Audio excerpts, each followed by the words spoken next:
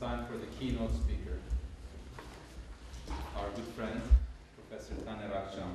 I will read his biography, and I'm going to have him speak to us about Dersim, the consequences of the Dersim apology, and what it means within the context of the Armenian question. Akcam is an associate professor, and Robert Aram, Marianne Kaluskian, and Stephen and Marian Mugar chair in Armenian Genocide Studies in the Department of History at Clark University, Worcester, Massachusetts. Born in the province of Ardahan, near the Holy Mountain, Taner Akcam graduated from Middle East Technical University in Ankara and emigrated to Germany, where he worked as a research scientist in the sociology department at the Hamburg Institute for Social Research.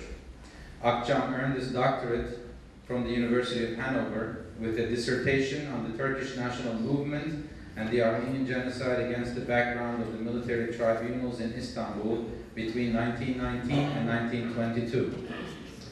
Akcam's initial research topic was the history of political violence and torture in the late Ottoman and early Republican Turkey. Since 1990, however, he has focused his attention on Turkish nationalism and the Armenian genocide with 11 books and numerous articles to his credit. With his first book, Türk Ulusal Kimliği ve Ermeni Sorunu, The Armenian Question and Turkish National Identity, Istanbul İletişim 1992, Akcam became the first scholar of Turkish origin to publish on this heretofore taboo topic. 3 years later, at the International Genocide Conference in Yerevan, Armenia, Akcam's presentation on Turkish nationalism and the Armenian genocide marked the first public acknowledgement of the Armenian genocide by a Turkish lecturer. The book Türk Ulusal Kimliği ve Ermeni Sorunu has appeared in 6 Turkish editions as well as Russian, Armenian, and Arabic translations.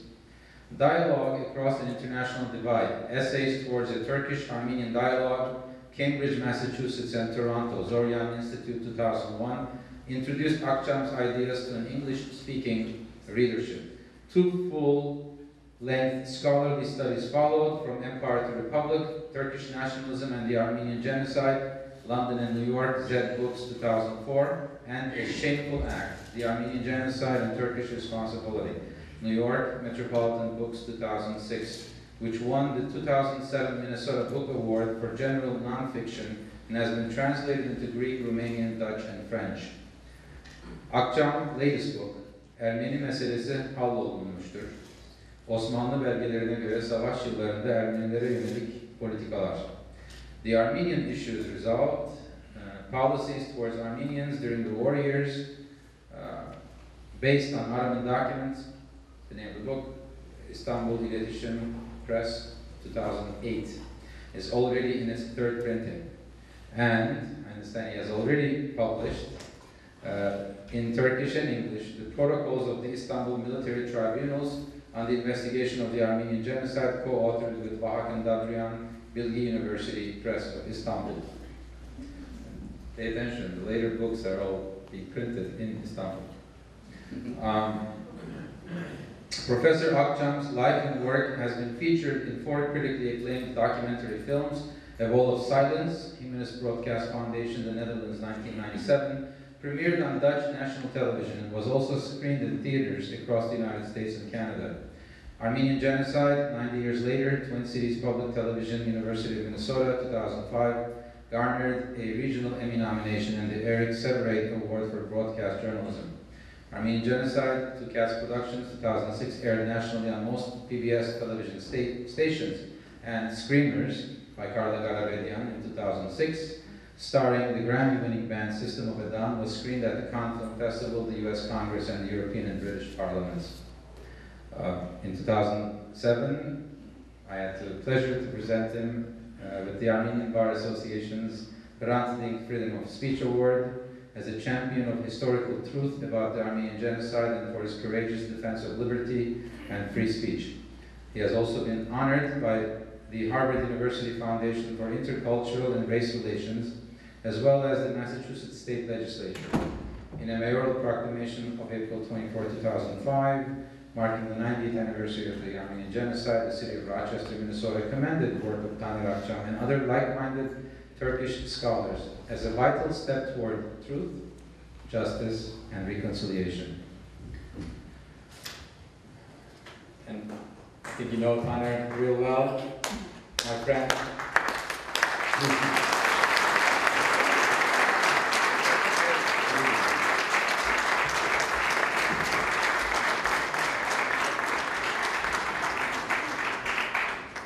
Hello.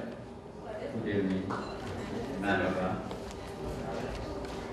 Dear guests, dear friends, it's really an honor for me to be here among you and to remember our dear friend Hrant Dink. Actually, you don't need to listen to me. The entire evening was so moving for me, and my speech is a little bit a dry academic lecture, and I feel a little bit uncomfortable after watching, listening all these wonderful programs, and thank you, the Istanbul Armenians, Johannes and Edwin, to all of you for this wonderful program. I thought I should really to give a meaning for Hrant Dink's death, what it means today and for us in the future. And I thought instead of maybe concentrating on Dersim, I give you, there are some young Armenians or Americans here now in Los Angeles, I give a 101 Turkish introduction to the Turkish history and where the Hrant Dink's assassination fits within this overall 150 years history. And it's a little bit dry, but let me try. And then we can continue with the question and answer. Turkey is undergoing a transitional period. This is a transition from an authoritarian system to a more open and democratic society. As any other society, in this transition period, Turkey today faces two sets of major problems. One is related to the boundaries of the democracy and the freedom of speech, and the second is related to rectifying the historic wrongdoings in the past, which is we call transitional justice. So this means how a country, Turkey, deals with its own historical past and how it determines the boundaries of justice shapes its future path. It is a fact that Turkey is changing since 2002 with the AKP government, the Justice and Development Party, has undergone remarkable developments in terms of its ability to embrace change, which even we could call a caution revolutionary, indeed, these changes. For the very first time in Turkish Republic, the history, we see the surfacing of a new type of elite represented by Justice and Development Party, AKP, whose origin came from outside the established class, which I would call Western, secular, and modern class of Turkey. Military and bureaucracy dominated Turkey until recently. The very existence of AKP and its new political group, it created an immediate conflict with the long-established power structure in Turkey. Now, we need to observe the extent to which the new elite, the AKP, may be willing to compromise and how far they are willing to go to exclude the old ruling class from the power. So, if you are looking for a paradigm, to a model, to explain the conflict that are shaking up modern Turkey today, it rests squarely on two fundamental cultural political strains or groups whose roots go all the way back to the beginning of the Ottoman modernization, dating the late 18th century and all the way of 19th and 20th century. These two strains, like two sides of a personality, have been in near constant conflict with each other. There were times when the two grew distant too. The first one is the best described as the Western, secular, modernist strain, The greatest and most important example of this during the Ottoman period was the Union and Progress Party, CUP. During the Republican era, this strain became even more radical on the subject of religion. We can describe them even as a group of anti-religion, anti-Islam, and continued on its form of the Kemalist movement. Today, the civilian military bureaucracy and the Republican People's Party, its political arm, and it is the natural, historically linear representative of this strain. The second major strain primarily defines itself around Islamic values and cultural norms. The segment of the society identifying with the latter has tried to define itself by the way of many different political parties and movements. I don't want to go into detail, from Ottoman times until the present, but didn't really emerge on the Turkish political scene until 1970s. You may remember Necmettin Erbakan and his Milli Nizam Partisi, National Order Party, or Milli Selamet Partisi, National Salvation Party, was the first time surfacing of this second strand into Turkish political life. Up until 2002, those representing the first cultural strain had administered Turkey.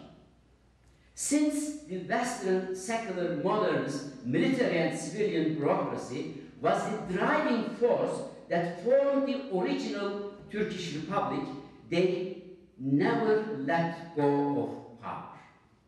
For reasons that I cannot go into here, the founding of members of this group, Union and Progress Party, and the military and civil bureaucracy formed Turkey on certain legends, on certain taboos.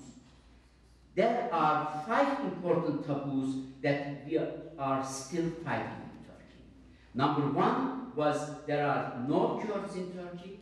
Those people called Kurds are actually Turks who happen to live in the mountains. This is still the fight going on. Number 2, Turks are a blended nation, and the Turkish society does not contain different classes. Anyone who discusses different classes or who speaks of class warfare is a communist and should therefore be punished. This was the reason why I was sentenced in 1976. Turkey is important taboo. Turkey is a secular society where Western values are supreme. Islamic values and lifestyle cannot be praised and are indefensible. And this was the reason why Prime Minister Erdogan was put in jail in 2001. And Armenian genocide never happened. Taboo number 4, it is a complete lie. We still continue to deny. And number 5, the Turkish armed forces, the military, constitute the guardianship of these 5 taboos, and no one may ever question their position and control over the regime. This is the 5 taboo on which they established Turkish Republic. Not only did the armed forces and bureaucracy shape the republic around these founding principles, that they also created a system that would not allow the elected parties even the appearance of running the country. This system continued until 2002. And this continuity also explains the roots of Armenian-Turkish conflict and why they make the genocide a taboo in Turkey. Because most of the cadres who founded the Republic of Turkey were members of Union and Progress Party, which was behind the Armenian genocide in 1915. After organizing several congresses in Anatolia, Union and Progress Party turned the name and took the name of People's Party. And they used officially Republican People's Party after 1935. This is the continuity from genocide until today. And even when we moved to the more party system 1945, the so-called multi-party regime that came into being after 1945 was like a continuation of what had prevailed before. During this period, it was always this military bureaucratic elite governed Turkey. So, all political parties, without exact exception, in power in Turkey until 2002, either directly from the Western secular modernist strain, the Republican People's Party, or they emerged from the strain with support from the second. You may have heard the name, the Democratic Party of 1950s, Menderes, and the Justice Party, the Adalet Partisi, 1960s, and the ANAP, the Motherland Party of 1980s, 90s could be considered example of those. All these parties basically occurred among representatives of various parties who were essentially stemming from the first major strain, from the Western secular modernists. To your surprise, the founder of the Democratic Party 1950s, the founder of Justice and Adalet Party 1960s, they were all coming from the Republicans' Folk Party. They were the representative of this secular modernist strain. So the first change we experienced in the 2002. And not only Western modern secular group governed entire Turkey, they set up such a system. It was not allowed the political parties who elected by the election govern the system. Especially after 1980, they set up such a system. The military, they didn't need actually the election, and whoever won the election, regardless of the winning party, they could control the entire system with the established constitution. But this system had a very weak point. It was the presidential office. Because among other administrative offices, military set up a constitution that they could control the entire system by president. But this president had to be elected by parliament. This was the reason why Hrant Dink was assassinated in 2007. This was the reason why the Ergenekon investigation started in 2007. Because AKP managed to talk over first this presidency. The first fight between Islamist group and the modern secular group was in 2007 on the post of presidency. And this was the beginning of the fight. But there was another important change. The manner with which the Islamic tradition, what I define as the second strain, has become involved in the politique, began to change actually after 1970s. For the most part, until that time, their political involvement consisted of support or indirect participation with parties that had emerged from the first strain. They never came to power alone. But there is the Erbakan movement that I mentioned, 1970s. Even Erbakan movement, first time, represented this Islamic strain, the culture and values. Politically, it was not different from other political parties. It was not a democratic party. It didn't really respect democratic values. It was an authoritarian political culture. Even they were anti-Western and anti-Semitic in our modern world. This was the character of the Erbakan movement. The Prime Minister Erdogan's AKP is a movement to transform and change this second strain. It is a change of the Islamist movement in Turkey, what we are experiencing with AKP. For the first time, AKP tried to redefine the relationship between the collective culture of Islamic strain and political identity. Up until this time, whether speaking of secular modernism or Islamic tradition, on the issue of religion or religious value, they stood on opposite ends of the spectrum. Their use of cultural codes were divergent and differed from each other, but even though they possessed really different collective identity, but they were really same on the political culture. They were similar and not different. They may have been Islamic or secular modernists, but they basically maintained an authoritarian political understanding and structure. They were far from removed from democratic values and so on. So the AKP represents a rupture from this tradition. The party has been attempting to merge the Western liberal democratic values like human rights and freedom with Islamic cultural values. We might debate and discuss whether they are successful, whether they are genuinely really proceeding with their policies, but their program, and it is not in that sense a coincidence that they call themselves conservative Democrats. This is how they define it. And their purpose is to redefine the Islamic movement in Turkey on the basis of certain Western democratic values.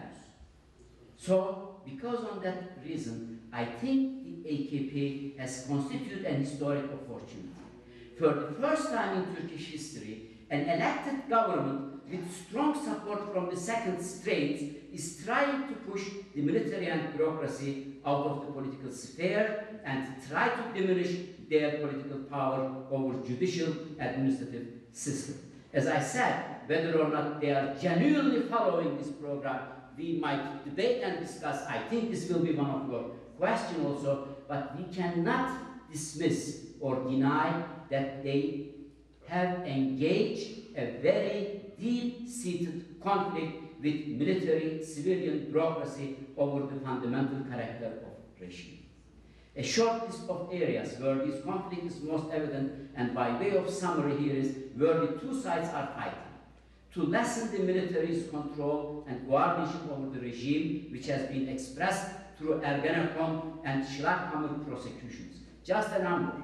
Today, approximately 160 generals sitting in prison. Can you imagine? 160.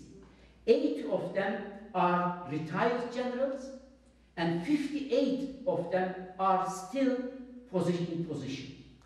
And this shows the amount of the fight between these groups. So this is the first time this is the conflict between AKP and the military and bureaucracy. And if AKP stop engaging in reforms, it is obvious, you can expect a likelihood another opposition group will emerge in the future from within the Islamic tradition. Maybe you never expect this, but we'll see if AKP stops the reforms and try to cooperate, which we really sense in these days, and stop the reform movement, there will be another opposition movement within the Islamic group against AKP. This is what is coming slowly in Turkey. Because there's a fight within AKP between those Islamist groups who are still sticking on the traditional political values and those more on Western values and with the human rights and democracy. So, this is a very strong possibility that the party which presently operates along in a manner of coalition will split along these lines. So, where does Hrant Dink and his assassination fit in with all these? And what does it mean to us, Hrant's assassination? Despite having engaged in a confrontation with all true representatives of the regime over several major areas, you can observe also when it comes to 1915 and Armenian genocide, the Justice and Development Party takes up the same position with military and bureaucracy, as we saw in the French law case. Denying what happened in 1915 is growing to become one of the AKP's main political statements. Denial didn't used to be so strong now. The more they compromise with the traditional forces, the more denial will increase. This is the only conclusion one can reach over the fact that Hrant Dink's murderers have still not been arrested.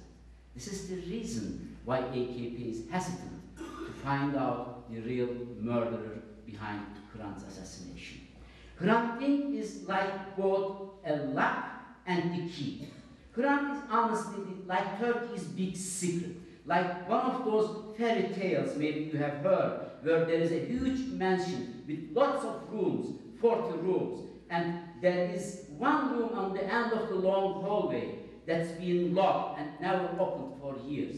And like the Ottoman homes, what we call sandık odası, the trunk room, the key is always closed and never opened, and all valuable materials of the house will stay in this room, and the kids were never allowed to enter this room. Hrant is the key for this secret room of Turkish Republic and to building of Turkey.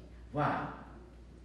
Because the biggest reason that our denialist regime sits fixed upon such a strong coalition is directly related to the fact that the Armenian genocide committed by groups from both strains of thought, Islamic, also the Western seculars.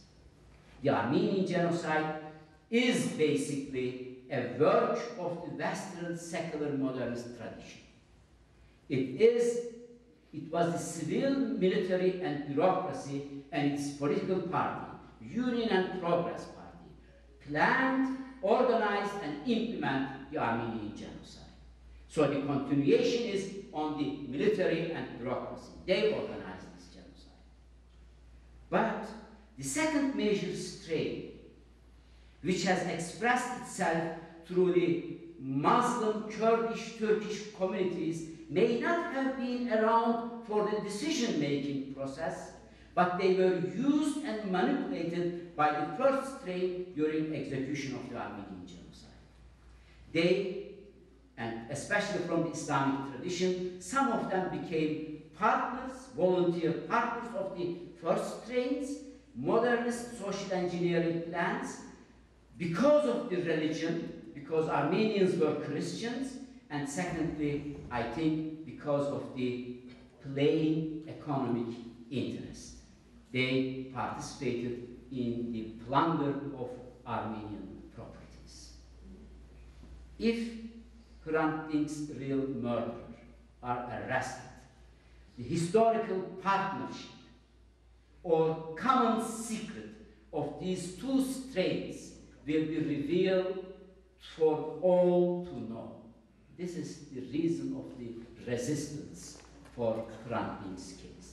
What Hrant Dink's murder shows us is that for centuries that are in transition, that countries in transition, there's a strong connection between democratic rights and free thoughts and an honest confrontation with history.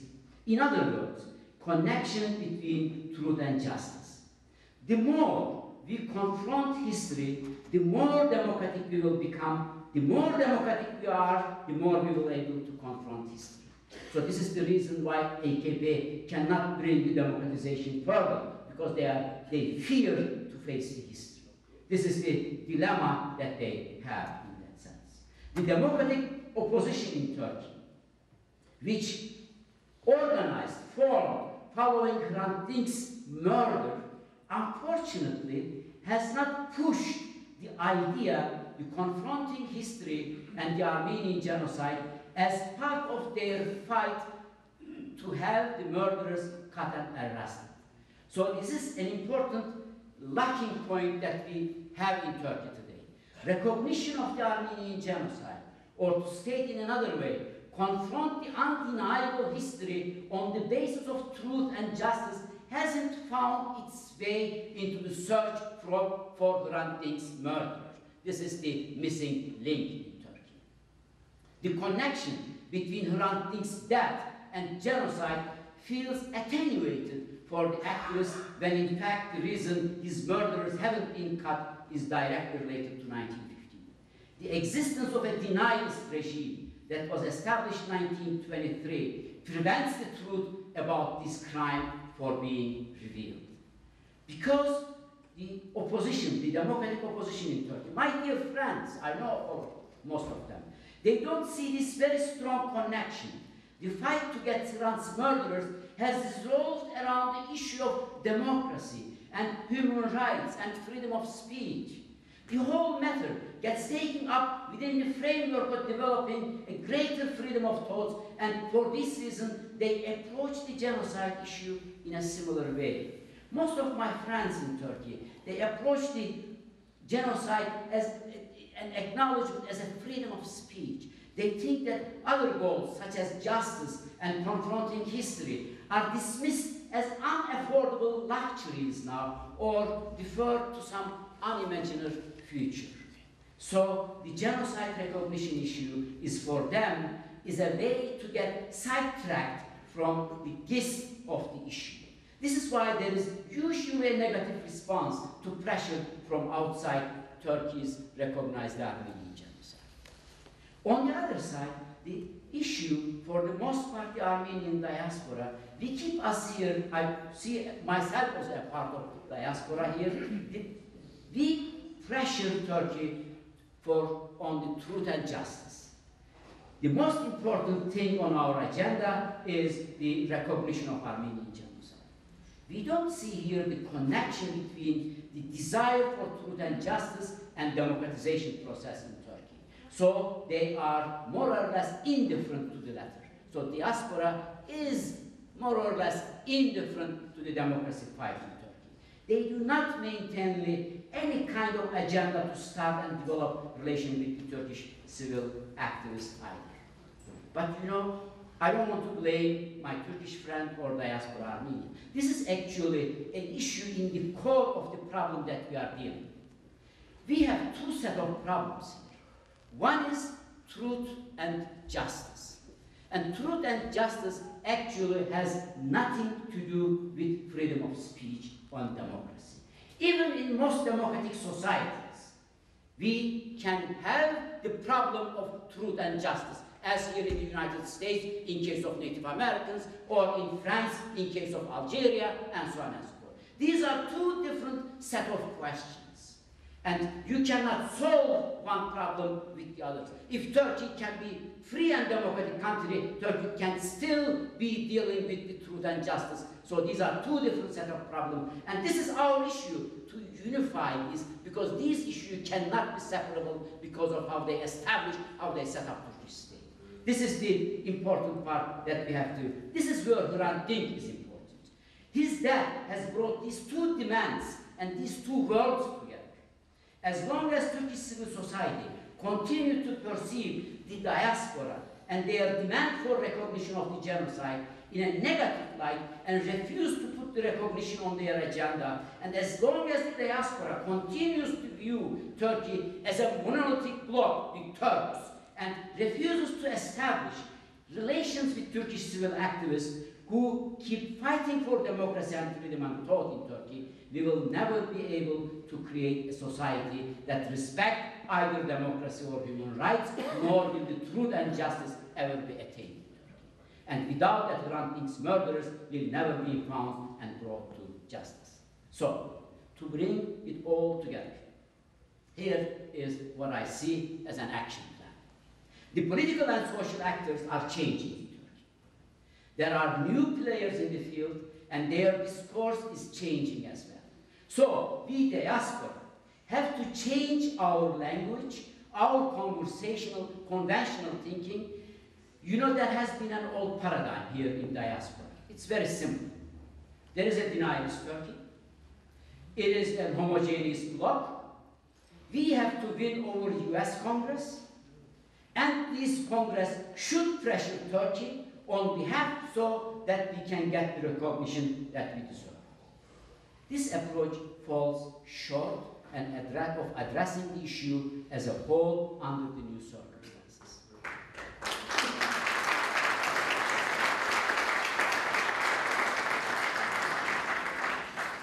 There is a new locus of interest, one that we need to focus on, one that is far more important than American Congress. This is maybe where Hrant comes in picture. A place where our chances of reaching recognition of genocide is even better and ultimately more effective. It is the civil society of Turkey, it is the grassroots movement in Turkey. The discussion over the genocide will be one of the most important topics in Turkey in the coming months and years. So, the facade is cracking. The denialist policy is in a difficult position. They are actually in defensive now. And we can play a role in toppling these denialist structures in Turkey. My appeal to you is please be a part of this process. You can play an important role by developing new channels of communication and establishing relations with civil society in Turkey. Many of you ask, and I can understand, why should I? You would say. You would continue. It was my family, my ancestors who were wrong. Why should I lift my finger to make my enemies understand what they did to us? You would think, are Turks deaf, dumb, and blind, as well as cruel? Many of you will say, Turks should talk to Turks. This is their own problem. I don't care. I only expect the recognition. Well, you might really think in that way, and I would like to remember, if you feel that way, just a century ago, the Armenians were the reformers of the Ottoman Empire. They were the grassroots movement of Ottoman Empire. They lost their struggle, in part because the powers and people inside and outside diaspora, the great powers, took little interest in the Armenians' demands for civil liberties. The Armenian political losses, indeed their near extermination as a people, signified the death of democracy in Ottoman Empire and in Turkey today, and in the region for a very long period of time. Genocide killed actually the democratization process in the region at all. If we have a genuine interest today in the state of Armenia, if we care for the last existing state of Armenian survival, then we cannot afford to repeat, much less defend, the mistake of the past. We cannot sit idle while there is a serious struggle going on, not just for the sake of Turks and Turkey, but also for Armenia, for the region as a whole. Democratization and truth and recognition is a part of an overall process in the Middle East.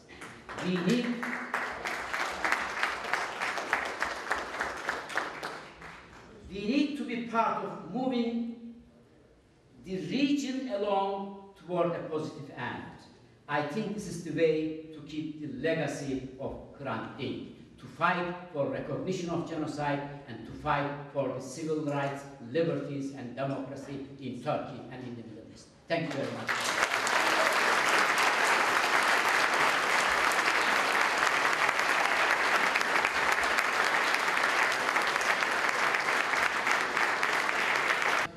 Some 10 minutes, if you would like, question answer. Anybody has a question for Professor Akcam? Details, and as you know, the acknowledgement of the massacre or genocidal massacre against Dersim people was also a step in that direction. And I agree totally. The Kurdish question is today the big stumbling block on the way of democratization in Turkey. And without solving the Kurdish problem, they cannot even move ahead and solve the other problems of the country. I can only concur with you. Any other questions? It's an honor, it's honor. I'm wearing this black wedding, but it's an honor to have you. Every word you say, you're true Muslim believer. انت الحقيقي، انت مسلم انك بتقول الحق الا الحق. This is the Holy Quran, which is my father, the mullah, he saved my father's life. My father, he lived in his home until he was 13 years old. And this holy Bible, which is Quran, it's always in my home. Respect every mullah, every Muslim. He saved our people's life. God bless you. This is the Holy Quran, and I save it forever.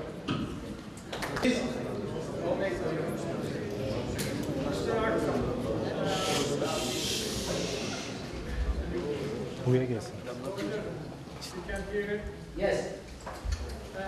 You spoke about the democracy and other issues interrelated, Muslim faith and all the issues interrelated in Turkish society and politics for the last few hundred years. But you haven't mentioned especially the Pan-Turkism and nowadays neo-Ottomanist driving forces of the political elite which are conducting their policy then and now, which makes us easier. I understand the question. Thank you very much. Always a pleasure to have you with us. I'm going to present to you, but one thing that, I know, but one thing you should know, I forgot this man's bravery. This year, the European Court of Human Rights issued a verdict. Professor Akcam as a plaintiff, continuing the case of Hrant Dink, because he stepped in when Hrant was killed on the issue of whether or not Criminal Code Section 301, which you should be all familiar with, was legal within the laws of the European Union. And Professor Akcam, led by his great attorney, we had them as guests in Las Vegas, where we just came from at the Armenian Bar Conference. Payam Akaban, a great scholar, professor at McGill University in Montreal, was his lawyer. Hrant Dink from Montreal, my vice chair at the Armenian Bar, also was helpful. And you should check that verdict. And this man didn't let his friend down. He put his name on that case, and he showed he's a true friend of Hrant, true friend of the Armenian people, and true friend, more important than the Armenian people. Truth, justice, democracy, free speech. And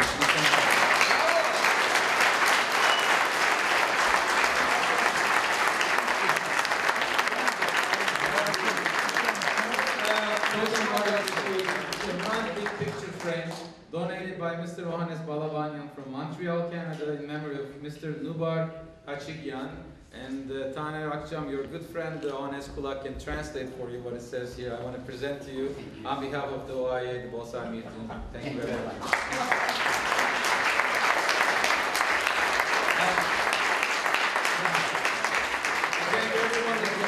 Thank you for your patience, and it's really inspirational that we got together 5 years later, stronger than ever. For Hrant, we haven't forgotten him in his memory and the legacy. Sireli Vache Sirpazan, our Archbishop Vache of Sepyan, as Arachnort, as our primate, has always been, from the beginning and the founding of this organization in 1976, the best friend the Bolsa Mutin has had. Good days, bad days, and the building that we are holding this meeting at, one of the major fundraisers for it. would not have been as successful without his help, his supervision, and his involvement. So you're always in our hearts, and we're blessed to have you here. So Bacheli Sıkbadan is going to say a few words, and then he's going to call his fellow brethren in Christ to say a prayer and bless the halva in memory of Hrant Dink.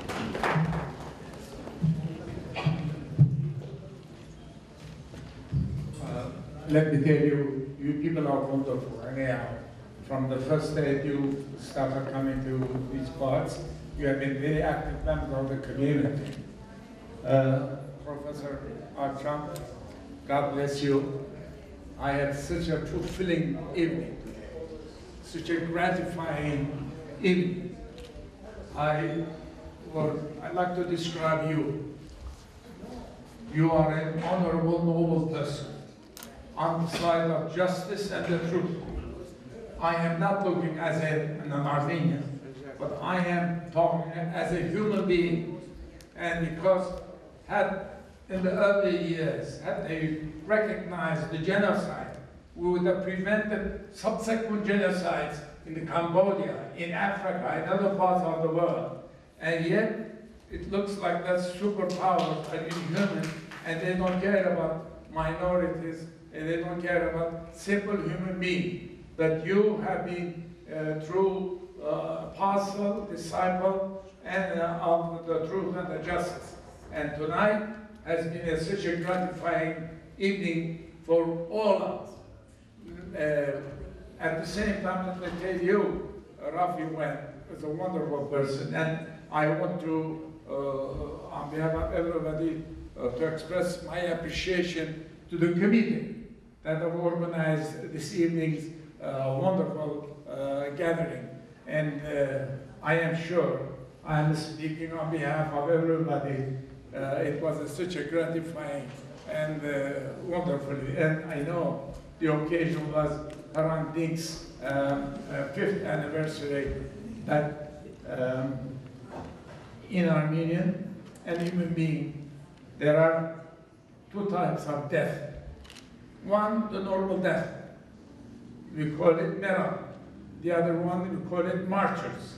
Martyrs, they never die because they give their lives for principle and noble cause. And Hrant Dink was a martyr, as in the history, there are many examples that people have given their lives for cause, and they never die. We don't say they are dead, they are martyrs. So, Nahadak in Armenian, and they are Nahadak, but the Nahadak, they never die. And the occasion was his 5th anniversary, but today you spoke, and everybody spoke here, and others, on behalf of the humankind. And God bless you. And if the early years, if the leaders of the Ottoman Empire, if they had some spark of God's fear in them, this would have been prevented. But they became less than a human being, as they were totally annihilating the whole nation. So, still, you know, I don't want to give any other nation as an example, but you can never destroy truth and justice.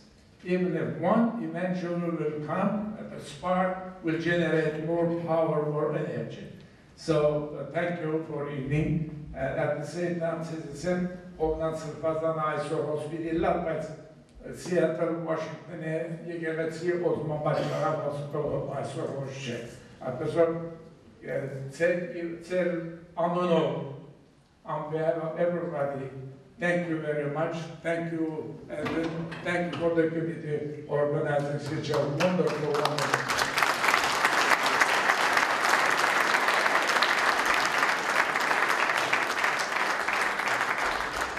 Մենք այս վիսյալները աղոտ մոտիդին ենք, հոգ պրոցեսենք և ատկից հետո ատպերգadzեմ ընդունորդուն կա, դատկե ընդունորդուն կա, դու գալ ինգե արիտ ունենակ այս պատպագան անցը որ այսօր խոսեցա, միան հոս չէ, որ խոսի, ամեն դեմ խոսի կաչապա, idare dünnenak, ertak mora modenak, anada ben şolara yaptın Anon orje vårt vojevokum supamen, och vad som Apostolot Kristus asas, aran kistje vår mutulje mezber avarat historia tunan sanats.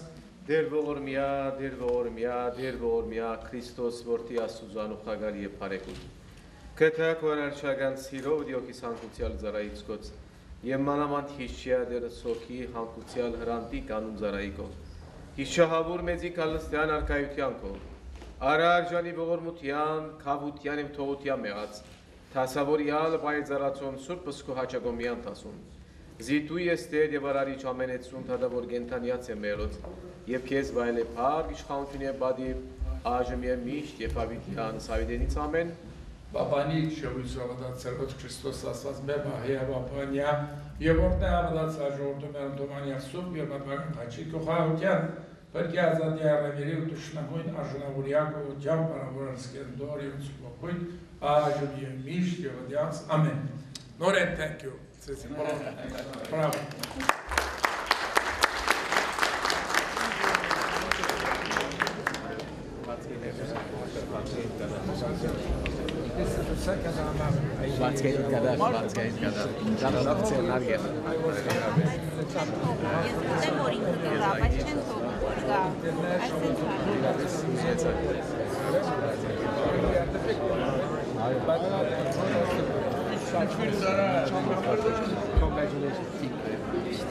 Can I have a picture? Wonderful photo. Shot gratifying. Shot. Shot like it's a